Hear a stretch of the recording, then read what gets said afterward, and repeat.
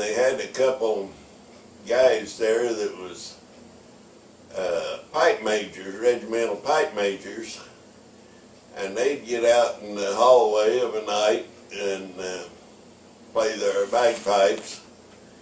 And since I like pipe music so well, I just would sit outside my room there, or barrack room, and listen to them. They'd march back and forth in the hallway there. And a lot of the guys would just raise hell because they didn't, there's no middle ground on pipes. You either love pipe music or you hate it. And but one of them would say something, here's a piece you don't know. And he'd start playing, it wouldn't be 30 seconds till the other one would be playing right with him. And they were good, they were really good. And I don't remember, I was in that replacement. It was they called them replacement depots, or depots, whatever. And our word for them was just a repel-depel. But this was just at just before the Battle of the Bulge started. And I had been issued a rifle when I left the hospital, and there was some in Ghent there was some German military personnel or sympathizers, and they were sniping some of the, if they catch a soldier by himself out away from the repel-depel there, they might shoot at him, wound him. They didn't.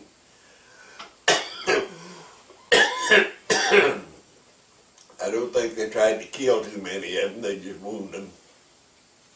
And I got so disgusted one time that I took my rifle and I got till I could walk a little better, and I just walked around more or less hoping I'd get shot at so I could shoot back. But nothing ever happened. But they did, the German Air Force, they didn't bomb the town or strafe it, but they flew over about 4 or 5 F-109s and or 190s, Focke-Wulf 190s, and then I don't remember how many days I was there, but anyway, when I left there, they sent me back to the regiment, and the regiment was wintering in Nijmegen, Holland, and I rejoined the regiment at Nijmegen, and that's about all I can talk tonight. That's a good place to stop. Sounds good. Well, somebody take some of that stuff home with. You want a banana or banana? It's going. Don't look like a banana, does it? It's on. Yep. Turned all the way from. When I got out of the hospital and reported back to the Highland Light Infantry, they were in Nijmegen, Holland, had been there for some time, hadn't been in any action really, and we just, I don't remember how many days I spent there in Nijmegen, but the Battle of the Bulge had started, and we were told to get ready to go. The American Army wasn't holding the Germans yet, and we were told to get ready, and in fact in the street out in front of where our house was, they had the trucks lined up there. There was about a foot of snow on the ground. The street had been kind of cleared off a little, but anyway, we were standing out there with all our equipment, and told to get ready to go to up wherever it was, maybe at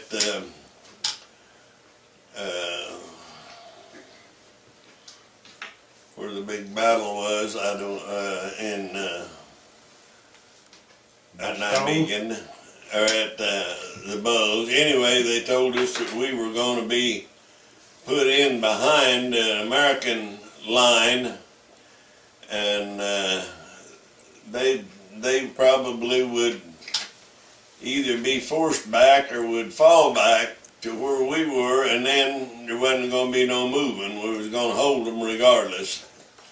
And we were lined up, standing behind the trucks, ready to get in. They had taken the carriers, the mortar carriers. They weren't there in the street. Evidently the drivers maybe had taken them. We weren't going in our carriers. They was going to put us in the trucks. And we were just waiting on the order to get in the trucks. And the word came back to just stand fast, that they had stopped the Germans, and they might not, we might not be going. If things didn't change, we wouldn't have to go. And we stood there a while, I don't know how long now. But anyway, they came along and told us to go back to our buildings, or back to our quarters in the house we were staying in. Everybody, pretty much, each group had a house. And but to remain pretty much ready, but we did not stand out in the street. Well, they did stop the Germans there, and we just more or less messed around there in Nijmegen. Didn't do very much for several days. In fact, it warmed up a little bit, and we were ordered up along through Holland there, along the coast, just to capture towns. The Canadian Army would capture a little town, village, whatever, and then some other outfit would come in and take over to hold a town, and we'd back off and go around someplace and capture another town. And a lot of times we were going back and forth across the border, the German Holland border, and a lot of times we didn't know whether we were in Germany or in Holland, or at least I didn't. Maybe somebody did, but the officer did, I guess, but I didn't know. But there wasn't too much fighting. There'd be some battles, and we done some shooting. The infantry'd go in, and we'd have to support them with mortars. And we just more or less went back and forth across the border and up through northwestern Germany, and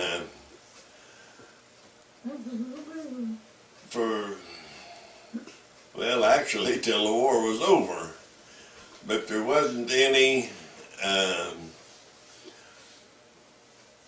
real hard battles, except there was two little towns of Udem and Keplen that they had pretty much of a battle there, and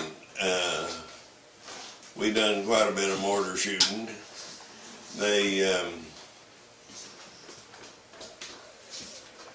Germans had the two towns, and we forced them out, and the towns were just destroyed.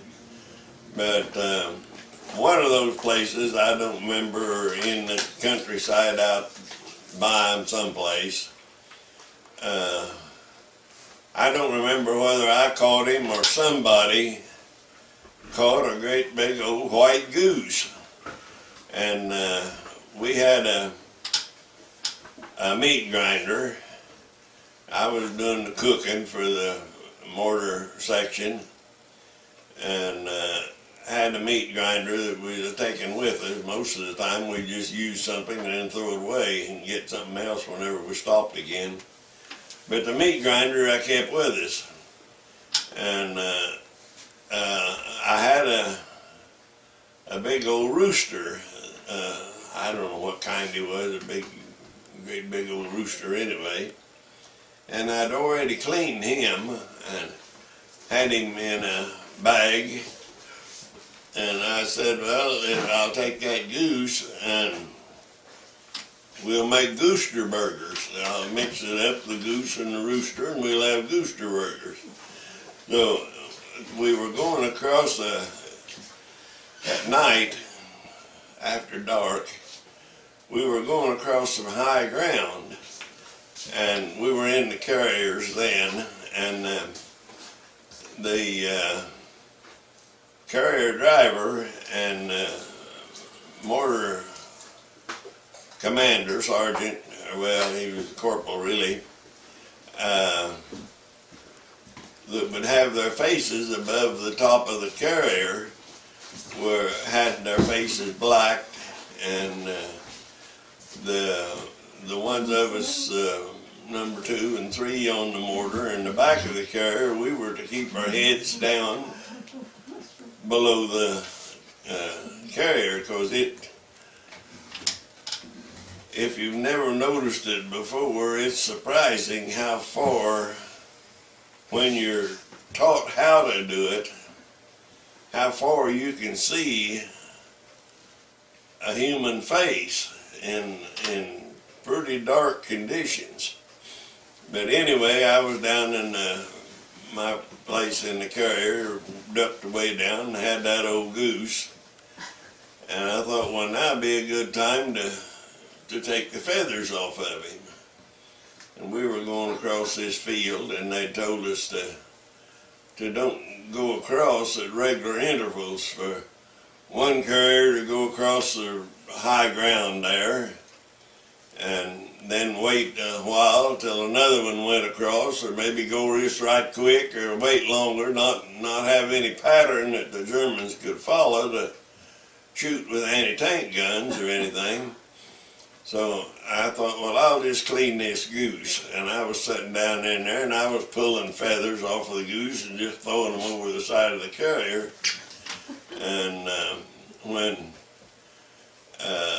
we got to the other side of the field where the Germans couldn't see us, got kind of down behind a bank or something, why, here come the colonel, and I really got chewed out for throwing them feathers out. And you could just look back across that ridge and just see that handfuls of goose feathers that I had pulled out and thrown over the side. And evidently there wasn't any German anti-tank crews watching, or we'd have got blowed all to pieces. But anyway, then the next day or two, I took the meat all off of the bones of that goose and the rooster, and I made I have no idea how many gooster burgers I made for the whole platoon. But anyway, I learned not to pick a goose when I was supposed to be hiding. And we got into a little farm, and this was in Holland. I know where it was, just a few days before the war was over. And got in a barn. Well, it was a farm. There was a house and a barn and other sheds, and we was in the barn. And some of the boys that in the mortar section that would always bring stuff back for me to cook they had found a jar, about a 10-gallon jar, so high and so big around, about half full of eggs. And there was something, I don't know, I've seen it, can remember seeing it when I was just a kid here at home, and it was called water glass. I have no idea, it was a chemical of some kind that you'd mix with water, and it was just as clear as the water was that you mixed, and put fresh eggs down in it, and put something, a plate or something on top to hold the eggs all under that water solution, and they'd keep for, I have no idea how long they might keep. I don't know that I ever did hear, but they'd keep for months. And they found a jar of them and a ham, a cured ham, a big ham. I'd say it'd weigh 14, 15 pounds, maybe bigger than that. And they wanted me to fix ham and eggs. And I said, well, I can do that. And I set up I had a little, I believe it was a 3-burner, it might have been a 2-burner, but I think really it was a 3-burner kerosene stove, and we'd found some kerosene, and I had it on a table across a corner of the barn, and there was some bales of hay in the barn, and the floor was tore up and pretty much of a mess, but we were making do with it. And up out of that hay bales and boards and so forth come a German with his hands up and saying, "Kamerad, Kamerad." And so he had a little old pistol on him, and I took it away from him. And there wasn't anybody to take him back to the POW cage, and I just stood him on back in the corner behind my table. There was 4 or 5 feet there where it was across the corner of the building. And I stood him back in there, and he was talking about being, or made his sign language and one thing and another, that he was hungry.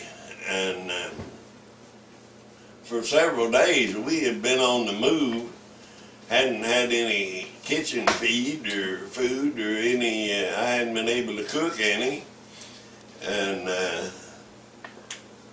we were just eating hardtack and bully beef, hardtack and bully beef and sardines.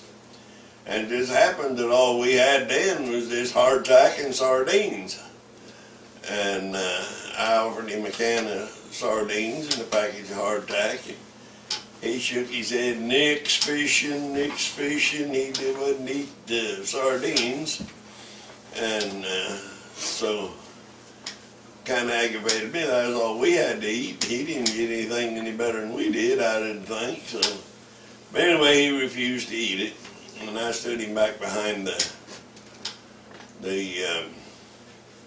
stove there, back in the corner. And I sliced ham and started frying ham, and then started frying eggs. I know he was starved to death, and I kind of ashamed of myself now, but not enough that you can notice, I guess. He kept wanting something to eat, and I'd offer him that can of sardines. If he had eaten that can of sardines, I'd have given him bacon or ham and eggs. But he wouldn't eat it, so I wouldn't give him any ham and eggs. And I made him stand right back there, and if he made a move like he was going to get something, I'd jerk my .38 Smith & Wesson out, and I don't suppose I would have shot him, but I made him think I would. But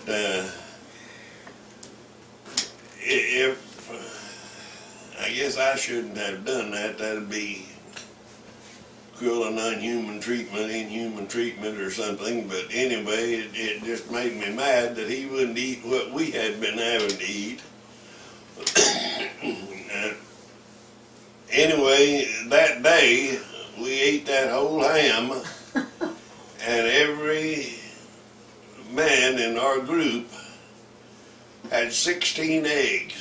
I fried eggs, and each man had, I mean, there was enough eggs eaten that each man could have had 16. I'm sure some of them had more than that. But that's how many eggs there were in that jar. And there was sometime during the day, there was a mortar bomb hit in the barn lot there where we were and killed one man, not one of our group, but not, Highland Light Infantry man, but not one of our mortar crew. But it didn't hurt any of us. And then we just pretty much went back and forth across the border, and nothing really stands out that we done. And when it got to be the 1st of May, and then in May the 8th, when the official surrender took place, we were at a German farm, and there was this farmer we'd see. We were there several days, but we got the notice, and he would leave the barn with a sack of corn, feed, some kind, wasn't corn, but some kind of feed, or a bunch of hay under his arm, and walk out into the woods. And we thought, well, what in the world is he doing that? And we watched where he went, and after he had went out there and come back, we followed him as best we could, or went in a general direction and got to looking in the woods, and out there in the woods was tied a real nice Holstein heifer, weigh about 700 pounds probably. Nice, slick, just a nice little heifer, tied out there, and he took her, taking her out there so the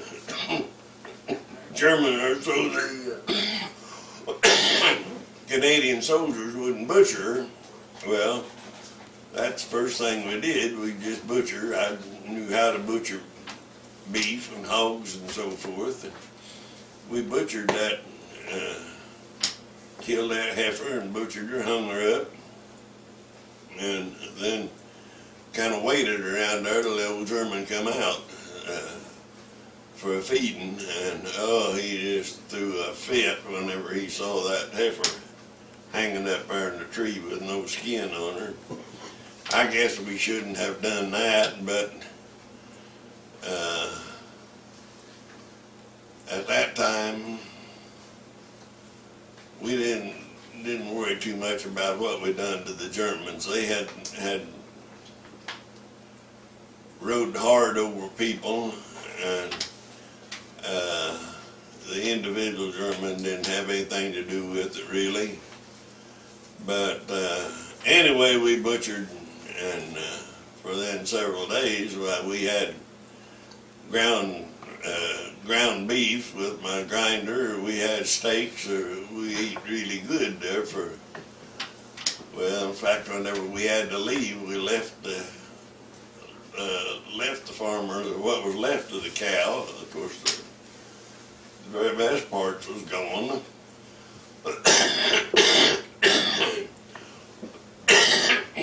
But that was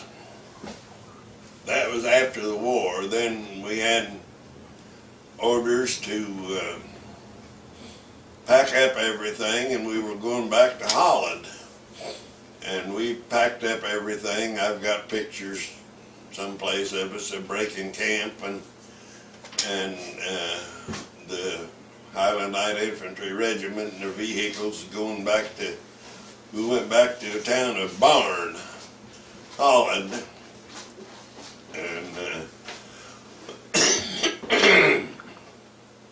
they told told us, we already knew it was going to happen, but they had told us officially that we had 3 choices. We could, like the Canadian Army operated on a system of choices. You decided what the Army was going to do with you, so to speak. We could volunteer to stay in Europe in the Army of Occupation, or we could volunteer for Pacific duty and come home and train. The Canadian group division that was going to Pacific was going to train down at Camp Breckenridge, Kentucky. And I thought, well, I can't pass that up, and I wanted to see what was on the other side of the Pacific anyway. And to be in camp back close to home. And I signed up for that. A whole bunch of us did. And or you could just not take either one of those choices and just remain in the Army and do, I don't remember what the official words were, but just do whatever the Army told you. They'd do whatever they wanted to with you. Yeah, I guess they could have put you in the Army of Occupation, or they could have sent you to Japan, or they could have just put you in a camp and you just stayed there till they decided to send you home. But then we flew from, we left that, we were guarding a bunch of German prisoners when we were there in that barn place. I don't know, not every day, but every 2 or 3 days, we'd go out and to the motor pool and pick up armored car, and at night we would go around. Turn it off, I've got all I can. I figured. I can't talk anymore. Yeah. We're going. Every night we'd pick up an armored car and at the motor pool and go around the prison barbed wire perimeter of the prisoner of war cage. I don't know, it was, I expect, a half a square mile in Highland there, and we'd go around it. They had a road and just a track, and we'd drive around that in the armored car and shine the light along ahead of us, the spotlight, to see if anybody was attempting to escape or anything like that, which they probably wouldn't be, because they were so glad the war was over. They didn't want to do anything but go home, and didn't want to take any chance of messing that up. But one day, we were on daytime duty. That time, very seldom we were on daytime duty, but that day we were.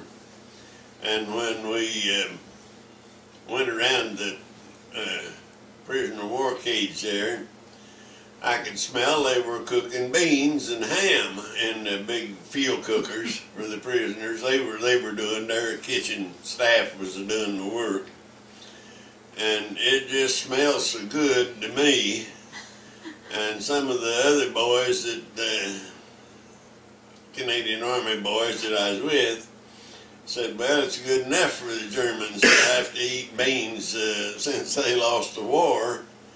And I said, well, as far as I'm concerned, they're eating a hell of a lot better than we are. And because we were still eating pretty much wartime rations, hardtack and bully beef and a little bit better stuff. But I thought I'd give 2 or 3 meals of the Canadian Army stuff that I had from one good plate of ham and beans.